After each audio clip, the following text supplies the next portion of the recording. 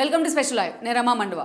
ఈరోజు లైవ్లో భాగంగా మనం తీసుకోబోతున్న టాపిక్ ఏంటంటే, మనం చూసినట్లయితే వంశీ అండ్ కొడాలి నాని తిరిగి టీడీపీ వైపు చూసే ప్రయత్నం చేస్తున్నారా అంటే అవుననే చెప్పాలి. వాళ్ళ వైపు నుంచి వస్తున్న కొన్ని లీకులు కానీ, వాళ్ళ అనుచరుల వైపు నుంచి, వాళ్ళ సన్నిహితుల వైపు నుంచి జరుగుతున్న ప్రచారం కానీ అనేక రకాల ఊహాగానాలను తెర మీదకి తీసుకొస్తుంది. మధ్య మార్గంగా జూనియర్ ఎన్టీఆర్ లాంటి వాళ్ళతో కూడా తిరిగి వీళ్ళు రాయబారం నడుపుతున్నారనే చర్చ ఉంది. అయితే ఆ రాయబారం కేసుల కోసమా లేకపోతే తమ అరెస్ట్ చేయకుండా ఆపడం కోసమా అనేది మనం పక్కన పెడితే, ఎలాగైనా సరే టీడీపీ నేతలతో పాత నేతలతో తమకున్న పరిచయాలను ఉపయోగించుకొని పూర్తి స్థాయిలో తమ మీద కేసులు పెట్టకుండా, తాము అరెస్ట్ కాకుండా కాపాడుకోవాలని ఈ ప్రత్యేకించి వీళ్ళిద్దరు కూడా ప్రయత్నం చేస్తున్నారన్న చర్చ ఉంది. అది నిజం కూడా. ఆ దిశగా వాళ్ళిద్దరు ప్రయత్నాలు అయితే చేస్తూ వస్తున్నారు. అయితే ఇక్కడ ఒక్క విషయం మనం గుర్తుంచుకోవాల్సింది ఏంటంటే, టీడీపీ గతంలో లాగే వాళ్ళు చేసిన 5 సంవత్సరాలుగా వాళ్ళు చేసిన హ్యూమిలేషన్ కానీ, వాళ్ళు చేసిన పూర్తి స్థాయిలో ఒక అరాచకం కానీ, వాళ్ళు మాట్లాడిన మాటలు కానీ, ఇవన్నీ టీడీపీ అంత ఈజీగా మర్చిపోయే పరిస్థితి లేదు. ఒకవేళ చంద్రబాబు నాయుడు పగలు ప్రతీకారాలు వద్దని వీటిని పక్కన పెట్టినా, బట్ లోకేష్ స్థాయి దగ్గర నుంచి కింద స్థాయిలో నేతల వరకు ఎవరు కూడా అంత ఈజీగా వీళ్ళని స్వాగతించే పరిస్థితి లేదు. అయితే వాళ్ళకి నిజంగా టీడీపీలోకి రావాలని ప్రయత్నం చేస్తే వాళ్ళకి అదే స్థాయిలో రెడ్ కార్పెట్ పరిచే అవకాశం ఉందా అనేది అయితే ఇంకో చర్చ. ఎందుకంటే ఆ స్థాయిలో వాళ్ళు క్షమించమని బహిరంగంగా అడిగైనా సరే పార్టీలోకి రావచ్చు అనేది ఇంకొక చర్చ కూడా నడుస్తుంది వాళ్ళిద్దరికి సంబంధించి. అయితే ఆ స్థాయిలో వంశీ నాని నిన్న మొన్నటి వరకు తలగరేస్తూ వచ్చిన వంశీ నానీలు ఇద్దరు కూడా ఈరోజు ఆ స్థాయిలో ఎందుకు భయపడుతూ ఉన్నారు? నిజంగానే టీడీపీలోకి రావాలని వాళ్ళు ప్రయత్నాలు చేస్తున్నారా? నిజంగానే పాత తమ పరిచయాలు ఉన్న టీడీపీ నేతలతో వాళ్ళు చర్చలోకి వచ్చారు, వాళ్ళు ఆల్రెడీ టచ్లోకి వచ్చారని ప్రచారంలో వాస్తవం ఎంత? జూనియర్ ఎన్టీఆర్ లాంటి వాళ్ళతో వీళ్ళు నిజంగానే ఈ చర్చలు జరుపుతూ ఉన్నారా? మరి జూనియర్ ఎన్టీఆర్ వైపు నుంచి వీళ్ళకి సంబంధించి ఎలాంటి రెస్పాన్స్ ఉంది? అసలు వంశీ నాని గురించే ఇలాంటి చర్చ ఎందుకు హాట్ టాపిక్ అవుతోంది? ఇవన్నీ కూడా ఈరోజు నిజంగానే టీడీపీ శ్రేణుల్లోనే కాదు, రాష్ట్ర వ్యాప్తంగా కూడా ఆ స్థాయిలో హాట్ టాపిక్ అవుతున్నాయి. ఎందుకంటే గతంలో కేర్ ఆఫ్ కాంట్రవర్సీ అనిపించుకుని వీళ్ళిద్దరూ కూడా ఎప్పుడు హాట్ టాపిక్ అవుతూనే వచ్చారు కాబట్టి, ఎప్పుడు వార్తల్లో నిలుస్తూనే వచ్చారు కాబట్టి, ఎప్పుడు టీడీపీ శ్రేణులకు టార్గెట్ అయ్యారు కాబట్టి, అందుకే వీళ్ళిద్దరూ కూడా టాక్ ఆఫ్ ది స్టేట్ అయితే అవుతూ ఉన్నారు. అటు అది ప్లస్సా మైనస్సా, పాజిటివ్గానా నెగిటివ్గానా అన్న సంగతి మనం పక్కన పెడితే, అనేకసార్లు వాళ్ళ పొలిటికల్ హిస్టరీ గురించి మనం చెప్పుకునే ప్రయత్నం చేసాం. వాళ్ళిద్దరూ కూడా ఉమ్మడి కృష్ణా జిల్లా నుంచి రాజకీయాలను రిప్రజెంట్ చేసినప్పటికీ వేరు కాన్స్టిట్యున్సీ, అదొక్కటే వాళ్ళిద్దరికీ తేడా. కొంచెం ఏజ్ గ్యాప్ ఉండొచ్చు. కొడాలి నాని కొంచెం పెద్దవాడైతే వంశీ చిన్నవాడు అయి ఉండొచ్చు ఏజ్లో. కొడాలి నాని అనుభవం, రాజకీయ అనుభవంతో పోలిస్తేనో, ఆయన పొందిన పదవులతో పోలిస్తే వంశీ అటు కేవలం ఆయన మంత్రిగా కూడా ఉన్నారు, వంశీ కేవలం ఎమ్మెల్యేగా మాత్రమే ఉంటూ వచ్చారు. బట్ ఉమ్మడి చాలా పోలికలు ఉన్నాయి వాళ్ళిద్దరికీ కూడా. వాళ్ళిద్దరిది ఉమ్మడి కృష్ణా జిల్లానే, కొంచెం దగ్గరగా ఉన్న కాన్స్టిట్యున్సీస్ కూడా, ఒకటి గుడివాడ, ఒకటి గన్నవరం. అక్కడ కూడా మనం చూసినట్లయితే ఎక్కువగా కమ్మ సామాజిక వర్గ డామినేషన్ ఆఫ్ కాన్స్టిట్యున్సీలో, అట్ ద సేమ్ టైం కాపు సామాజిక వర్గ ఓటర్లు కూడా 2 కాన్స్టిట్యున్సీలో ఎక్కువగానే ఉంటూ వచ్చారు. వీళ్ళిద్దరి రాజకీయ జీవితం కూడా ఫస్ట్ టీడీపీ నుంచి ఎంట్రీ ఇస్తే ఆ తర్వాత వైఎస్ఆర్సీపీలోకి వెళ్ళున్నారు. ఆ తర్వాత చూసినట్లయితే టీడీపీని టార్గెట్ చేయడంలో కొడాలి నాని కంటే వంశీ లాంటి వాళ్ళు కూడా 2 ఆకులు ఎక్కువే చదివినట్టు వ్యవహరించారు. ఒక మాటలో చెప్పాలంటే కొడాలి నానికి శిష్యుడి తరహాలోనే పక్కా ఆయన ఫాలో అయ్యి ఆయన మక్కికి దించేసే శిష్యుల్లాగానే వంశీ లాంటి వాళ్ళు కూడా వ్యవహరిస్తూ వచ్చారు. So Jaganmohan Reddy skin save చేయడం కోసం కొడాలి నాని లాంటి వాళ్ళు ఎలా ఫైట్ చేశారో అదే స్థాయిలో అంతకంటే 2 ఆకులు ఎక్కువే చదివానన్నట్టుగా వంశీ ఫైట్ చేసిన సందర్భాలు ఉన్నాయి.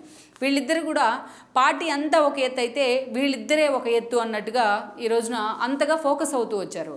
ఇక మన వైసీపీలో ఫైర్ బ్రాండ్స్ అనుకునే వాళ్ళని చూస్తే ఒక అనిల్ యాదవ్ లేకపోతే ఒక రోజా లాంటి వాళ్ళు ఇష్యూ బేస్డ్గా మాత్రమే టార్గెట్ అవుతూ వచ్చారు. వాళ్ళు కేవలం టీడీపీకి టార్గెట్ అవ్వలేదు. రోజా లాంటి వాళ్ళు ఆ పార్టీ నుంచి వచ్చినా కేవలం టీడీపీకే టార్గెట్ అవ్వలేదు. ఆమె యాటిట్యూడ్, ఆమె ఎదుటి వాళ్ళని విమర్శించే తీరుతో అటు జనసేనకు కూడా, అటు అనిల్ కుమార్ యాదవ్ లాంటి వాళ్ళు కానీ, గుడివాడ అమర్నాథ్ కానీ, అంబటి రాంబాబు అండ్ రోజా లాంటి వాళ్ళు జనసేనకు కూడా టార్గెట్ అయ్యారు. కానీ టీడీపీకి అంత స్థాయిలో టార్గెట్ అయిన నేతలు, టీడీపీ జగన్మోహన్ రెడ్డి ఆ పార్టీ మొత్తాన్ని ఒక ఎత్తుగా, అండ్ ఓన్లీ వంశీ నానిని ఒక ఎత్తుగా చూడడానికి కూడా అనేక కారణాలు ఉన్నాయి. వాళ్ళు బిహేవ్ చేసిన యాటిట్యూడ్ కూడా అందుకు ఒక కారణం. ఆ స్థాయిలో వాళ్ళిద్దరూ కూడా టీడీపీ శ్రేణులకు టార్గెట్ అవుతూ వచ్చారు. ఇవాళ పార్టీ అధికారంలోకి వచ్చిన తర్వాత మిగతా నేతలందరి మీద ఎవరూ టీడీపీ శ్రేణులు ఎక్కువగా ఫోకస్ పెట్టలేదు. గతంలో వీళ్ళు చేసిన పనులకు ప్రతీకారం తీర్చుకోవాలన్న ఆ స్థాయిలో ఒక వాదన సోషల్ మీడియా వేదికగా జరుగుతోంది.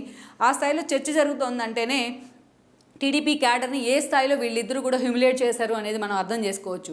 చంద్రబాబు నాయుడు క్షమించినా వంశీ నానిని మేము క్షమించమంటూ కూడా టీడీపీ శ్రేణులు ఈరోజు ఆ స్థాయిలో పూర్తి స్థాయిలో అగ్రెసివ్ మూడ్లోకి వచ్చారంటేనే వీళ్ళిద్దరి యాటిట్యూడ్ ఎలా ఉంది గత 5 ఏళ్లుగా అనేది మనం అర్థం చేసుకోవచ్చు. టీడీపీ నుంచి గుడివాడ నుంచి 2 సార్లు కొడాలి నాని ఎమ్మెల్యే అయ్యి ఉన్నారు.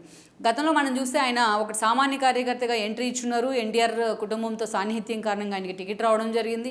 దెన్ 2009 తర్వాత రాష్ట్ర విభజన పరిస్థితుల్లో ఆయన వైఎస్ఆర్సీపీ జెండా కప్పుకున్నారు. 14లో కూడా ఎమ్మెల్యే అయ్యారు. 14లో ఎమ్మెల్యే అయిన తర్వాత అటు అసెంబ్లీలో కానీ ఇటు బయట కానీ జగన్మోహన్ రెడ్డిని సేవ్ చేసేందుకు ఎదుటి ఉంది ఎంతటి వాళ్ళ అన్న సంగతిని కూడా కొడాలి నాని మర్చిపోయారు. అసలు అప్పటి నుంచే ఒక సోయి లేకుండా ఎమ్మెల్యే స్థాయిలో ఉన్న ఆ స్థాయిలో వ్యవహరిస్తూ వచ్చారు ఆయన. ఇక ఒక బూతుల నేతగా కూడా కొడాలి నాని అప్పటి నుంచే పేరు తెచ్చుకుంటూ వచ్చారు. ఇక వన్స్ ఎప్పుడైతే పార్టీ 2019లో అధికారంలోకి వచ్చిందో ఆయనకు ఒక సివిల్ సప్లై శాఖ మంత్రిగా అవకాశం ఇచ్చారు జగన్. పార్టీ అధికారంలో ఉంది, తాను వరుసగా 4వ సారి ఎమ్మెల్యే అయి ఉన్నారు. ఇక అలాంటి సిచ్యువేషన్లో ఇక నానిని అడ్డుకునే వాళ్ళే లేకుండా పోయారు. తన మంత్రి కూడా అయి ఉన్నారు, పేరుని నాని లాంటి సన్నిహితుడు కూడా మంత్రి అయి ఉన్నారు. ఇక ఆయన మాట్లాడే మాటలు నిజంగా నా భూతో నా భవిష్యత్ అన్నట్టే ఉన్నాయి చాలా అంశాల్లో. చంద్రబాబు నాయుడు మొదలుకొని లోకేష్ వరకు బూతులు మాట్లాడడంలో, అమరావతి రైతులు మొదలుకొని పవన్ కళ్యాణ్ వరకు వాళ్ళని బూతులతో హ్యూమిలేట్ చేయడంలో కొడాలి నాని ముందు వరుసలో ఉంటూ వచ్చారు. అసలు కొడాలి నానిని అడ్డుకట్ట వేయడానికి జగన్మోహన్ రెడ్డి కూడా సరిపోరేమో అన్న స్థాయిలో బూతులు మాట్లాడారు ఆయన. బట్ జగన్మోహన్ రెడ్డి ఎక్కడా కూడా వీళ్ళని ఎప్పుడు కంట్రోల్ చేసే ప్రయత్నం అయితే చేయలేదు. ఆయన అండ చూసుకునే వాళ్ళు అలా రెచ్చిపోయిన పరిస్థితి ఉంది. మంత్రి పదవి నుంచి క్యాబినెట్ ఎక్స్పాన్షన్లో భాగంగా తను తీసిన పక్కన పెట్టిన తర్వాత అయినా తను బూతులు మాట్లాడడం తగ్గిస్తారేమో అని అందరూ అనుకున్నా. అప్పటి నుంచి ఇంకా ఫ్రస్ట్రేషన్లో ఇంకా ఎక్కువగా మాట్లాడుతూ వచ్చారు నాని. ఇక అనేక రకాలుగా ఏదైతే కాసునో నడిపిస్తూ గుడివాళ్ళలో టీడీపీ శ్రేణులు వెళ్తే వాళ్ళ మీద దాడులు చేయడం కానీ, మాటకు ముందు చంద్రబాబు నాయుడిని అనేక రకాలుగా హ్యూమిలేట్ చేస్తూ లోకేష్ని హ్యూమిలేట్ చేస్తూ మాట్లాడిన తీరు కానీ, అది పదే పదే కొడాలి నాని మాట్లాడిన మాటలు, ఆయన చేసిన చర్యలు, ఆయన చేసిన చేష్టలు అన్నీ కూడా టీడీపీ శ్రేణులు మనసులో నాటుకొని పోయాయి. అందుకే అంత ఈజీగా ఈరోజు ఈ సంఘటనలు వాళ్ళు మర్చిపోవట్లేదు. వేరేజ్ వంశీని తీసుకున్న సేమ్ యాజ్ ఇట్ ఈజ్గా తన గురువునే ఫాలో అయ్యారు. ఏదైతే 2009లో ఆయన ఎంపీగా పోటీ చేసి ఓడిపోయినారు. 2014 వచ్చేటప్పటికి ఆయన గన్నవరం పంపించడం జరిగింది చంద్రబాబు నాయుడు. గన్నవరం నుంచి ఆయన ఎమ్మెల్యే అయి ఉన్నారు. అది కూడా దుట్టా చేతులు చాలా స్వల్ప తేడాతో దుట్టా మీద గెలిచారు ఆయన. దెన్ అప్పటి తర్వాత స్వపక్షంలోనే విపక్షంలాగా వ్యవహరించారు. అనేక కాంట్రవర్సీలకు వంశీ వేదికే. విజయవాడ ప్రజలకు స్పెషల్గా చెప్పాల్సిన అవసరం లేదు ఎన్ని ఇష్యూలు ఆయన ఇరుక్కున్నారు అనేది. ఇక తన అగ్రెసివ్ యాటిట్యూడ్తో కూడా ఎస్పెషల్లీ 2019 అంటే ఆయన టీడీపీ నుంచి మళ్ళీసారి గెలవడం జరిగింది. అది కూడా యార్లగడ్డ వెంకట్రావు చేతిలో చాలా స్వల్ప మెజారిటీతో గెలిచి బయటపడ్డారు ఆయన.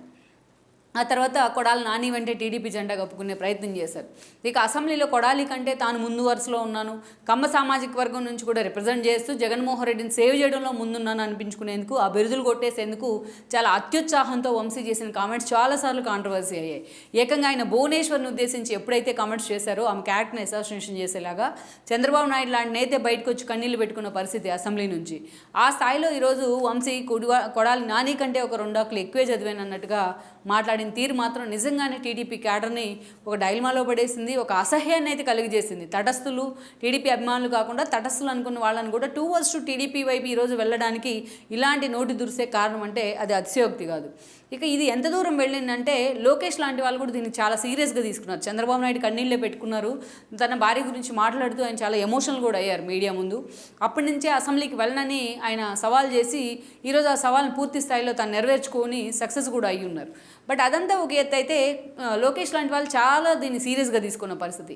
ఎన్నోసార్లు ఆయన మాట్లాడారు గన్నవరం పాదయాత్ర సభలో కానీ, అనేక సార్లు మీడియాతో మాట్లాడే క్రమంలో కానీ, ఏది ఎవరినైనా క్షమిస్తాను కానీ తన తల్లిని హ్యూమిలేట్ చేసిన వాళ్ళని మాత్రం ఎక్కడా తాను క్షమించడం అంటూ కూడా చాలా సీరియస్గా లోకేష్ మాట్లాడుతూ వచ్చారు.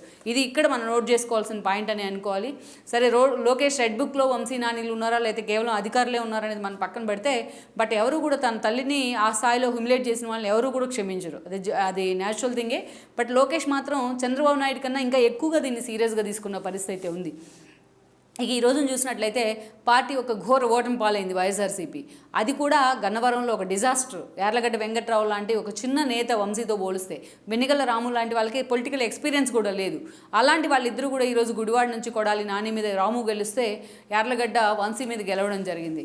సో ఆ స్థాయిలో తమకన్నా రాజకీయాల్లో చాలా చిన్నవాళ్ళైనా, చాలా జూనియర్లైనా, అనుభవం తక్కువగా ఉన్న నేతల ముందు కూడా ఓడిపోయి తలదించుకోవాల్సిన పరిస్థితి వాళ్ళిద్దరికీ వచ్చింది. ఇన్ని రోజులు వాళ్ళు గన్నవరం ఏదైతే గుడివాడ 2 కంచుకోట తమకంటూ కూడా విరవీగారు. ఆ స్థాయిలో తమకు ఎదురే లేదన్నట్టుగా బిహేవ్ చేశారు. ఈరోజు వాళ్ళిద్దరూ ఓడిపోతే కనీసం వాళ్ళిద్దరిని పిలిపించుకుని జగన్మోహన్ రెడ్డి మాట్లాడే సిచ్యువేషన్లో కూడా లేరు. వాళ్ళు కూడా జగన్మోహన్ రెడ్డిని లైట్ తీసుకున్న సిచ్యువేషన్ అయితే ఉంది. ఇక ఒక్కసారిగా పార్టీ అంతా ఓటమి పాలైన తర్వాత మిగతా నేతలు ఒక ఎత్తు, వీళ్ళిద్దరూ ఒక ఎత్తు అన్నట్టుగా టీడీపీ నేతలు ట్రేడ్ చేశారు. వాళ్ళ వల్ల గతంలో అవమానాలు పొందిన వాళ్ళు, గతంలో వాళ్ళతో దాడుల్లో గాయపడిన వాళ్ళు, వాళ్ళ ద్వారా హ్యూమిలేట్ అయిన వాళ్ళు వాళ్ళ ఇంటి ముందు దాదాపు వారం రోజుల పాటు ధర్నాలు, నిరసనలు చేపట్టిన పరిస్థితి ఉంది. ఏకంగా పోలీసులకే వీళ్ళు కంప్లైంట్లు ఇచ్చుకున్న పరిస్థితి ఉంది, ఏకంగా మీడియా ముందు మాట్లాడిన సిచ్యువేషన్ ఉంది. ఎందుకంటే అంతటి హ్యూమిలేషన్కి టీడీపీ క్యాడర్ని, టీడీపీ అధిష్టానాన్ని గురి చేశారు వాళ్ళిద్దరు.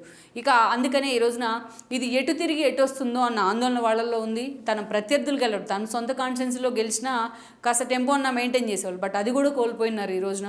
అందుకే ఇక సంకల్ప సిద్ధి లాంటి స్కామ్ మొదలుకొని వంశీ విషయంలో, కొడాలి నాని మంత్రిగా సివిల్ సప్లైస్ విషయంలో ఆయన చేసిన అక్రమాలు మొదలుకొని అన్నిటినీ కూడా ప్రభుత్వం వెలికి తీసే పనిలో పడింది. ఒకవైపు అరెస్టు భయం, ఒకవైపు జైలు భయం, మరోవైపు క్రిమినల్ కేసులు భయం, మరొక వైపు గతంలో తమ నోటి దురుసు కారణంగా తాము ఇరుక్కున్న తీరు, ఇవన్నీ కూడా వాళ్ళని డిఫెన్స్లో పడేస్తున్నాయి. అందుకే అటు జూనియర్ ఎన్టీఆర్ మొదలుకొని ప్రతి ఒక్కరితో తమకు టచ్ ఉన్న టీడీపీ నేతలతో వాళ్ళు టచ్లోకి వచ్చారనే ప్రచారం ఉంది. టీడీపీలో తిరిగి తమను తీసుకోకపోయినా పర్లేదు కానీ తమ మీద అరెస్ట్ చేయొద్దు, తమను కేసులు పెట్టొద్దు అని వాళ్ళతో ఒక చర్చలు జరుగుతున్నారు. ఏ స్థాయికైనా వెళ్ళి చర్చలు జరపడానికి కూడా సిద్ధంగా ఉన్నారనే ప్రచారం జరుగుతోంది. అయితే వాళ్ళు నిజంగా టీడీపీని టచ్ చేసే ప్రయత్నం చేస్తారనేది మనం పక్కన పెడితే అవి కేవలం ప్రచారమా, లేకపోతే నిజంగా ప్రయత్నం చేశారని వాటిలో కూడా వాస్తవమే ఉందనే ఒక లీకులు ఉన్నాయి. బట్ ఇదే సమయంలో వాళ్ళు పార్టీలోకి వస్తారంటే తిరిగి చంద్రబాబు నాయుడు కానీ లోకేష్ కానీ వాళ్ళని ఎంతవరకు క్షమించే అవకాశం ఉందనేది $1 మిలియన్ ప్రశ్న. ఒకవేళ చంద్రబాబు నాయుడు క్షమించి పార్టీలోకి తీసుకున్నా ఈరోజు క్యాడర్ మాత్రం వాళ్ళిద్దరిని క్షమించి తిరిగి టీడీపీలోకి తీసుకోవడానికో టీడీపీలోకి వచ్చేందుకు అయితే వాళ్ళని వెల్కమ్ చేయడానికో సిద్ధంగా లేరన్నది వాస్తవం. అందుకే మనం చూసినట్లయితే ఈరోజు కొడాలి నాని అండ్ వల్లభనేని వంశీ వీళ్ళిద్దరూ కూడా తమ స్థాయిలో తాము ప్రయత్నాలు చేస్తున్నప్పటికీ కూడా ఈ సంగతి తెలుసుకున్న టీడీపీ నేతలు చాలా వాళ్ళని దూరం పెట్టే ప్రయత్నం చేస్తున్నారన్న చర్చ అయితే ఉంది. లెట్స్ సీ, మరి ఇంకా 5 ఏళ్ళు ఉంది కాబట్టి చంద్రబాబు నాయుడు పరిపాలన, ఇంకా 5 ఏళ్ళు కూడా ప్రతిపక్ష నేతలుగా వీళ్ళు ఎంతవరకు సమర్థంగా వ్యవహరిస్తారు, నిజంగానే టీడీపీ నేతలతో టచ్లోకి వచ్చి తమ మీద కేసులు కానీ అరెస్టులు కానీ లేకుండా చేసుకుంటారా, లేకపోతే లోకేష్ తాను ముందుగా హామీ ఇచ్చినట్టు వాళ్ళిద్దరినీ పూర్తి స్థాయిలో ఫోకస్ పెట్టే ప్రయత్నం చేస్తారనేది కూడా మనం చూడాలి. ఓవరాల్గా మాత్రం వాళ్ళిద్దరిది మాత్రం కృష్ణా జిల్లా రాజకీయాల్లో తమకంటూ తక్కువ సమయంలోనే ఒక ఐడెంటిటీ క్రియేట్ చేసుకున్న వీళ్ళిద్దరూ కూడా పూర్తి స్థాయిలో తమ రాజకీయ జీవితానికి జగన్మోహన్ రెడ్డి రూపంలో ఒక సమాధి కట్టుకున్నట్లే అని మనం చెప్పుకోవచ్చు. ఈ వీడియో మీకు నచ్చినట్లయితే please share, like and subscribe R24 Telugu.